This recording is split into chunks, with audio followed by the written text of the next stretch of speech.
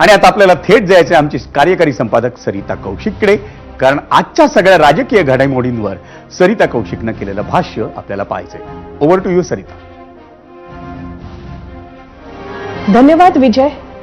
आता काय म्हणावं, राजकारण असंच झालंय. कोणी कधीही कुठल्याही पक्षात जाऊ शकतं. आपल्या पक्षाचा उमेदवार आहे म्हणून त्याला मतं द्यावीच लागतात असंही उरलेलं नाही. आपण अमुक एका चिन्हावर निवडून आलो किंवा आपण अमुक एका युती किंवा आघाडीत निवडून आलो म्हणून ती टर्म तरी त्याच आघाडीत किंवा युतीत काढावी लागते असं तर अगदीच उरलेलं नाही. मग आता हे सगळं बदलायचं कसं? एक स्पष्ट आहे की राजकारणी बदलणार नाहीत, न विरोधक न सत्ताधारी. मग हे मतदाताला बदलता येणार आहे का? तर त्याचीही तशी शक्यता वाटत नाही, कारण आता नवीन राजकीय फॅशन सुरू झाली आहे, बिनविरोधची.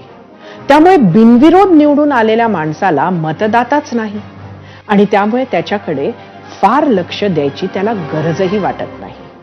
खरं तर निवडणूक ही मतदात्याला व्यक्त होण्यासाठीचा घटनात्मक मार्ग असतो.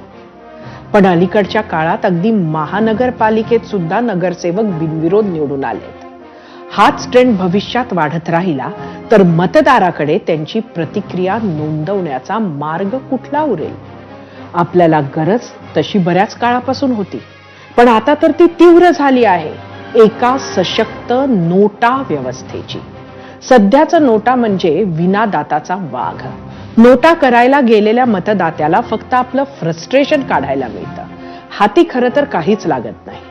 बिनविरोधवाल्या निवडणुकीत सुद्धा नोटा हवाच, आणि तो असा हवा की जर अमुक टक्के मतदात्यांनी एखाद्या उमेदवाराला नाकारले तर तो निवडणुकीतून बाद व्हायला हवा. एकच उमेदवार असेल तर फेरनिवडणूक व्हायला हवी. सगळे उमेदवार नाकारण्याची सुद्धा मुभा मतदात्यांना हवी. तरच खऱ्या अर्थानं निवडून येणारे लोक हे लोकप्रतिनिधी असतील आणि अधिक दर्जेदार लोकप्रतिनिधी आपल्याला परत एकदा मिळू शकतील. विजय. आणि मंडळी, सध्याच्या राजकारणात अनेक मुद्दे आहेत. जे मुद्दे आपल्या मनात आहेत तेच मुद्दे आम्ही या कार्यक्रमाच्या माध्यमातून जगासमोर मांडत असतो. म्हणूनच झिरो ओव्हर हा फार महत्वाचा आहे. पण आजच्या या झिरो ओव्हर मध्ये इथंच थांबण्याची वेळ झाली आहे. कुठे जाऊ नका, पाहत राहा.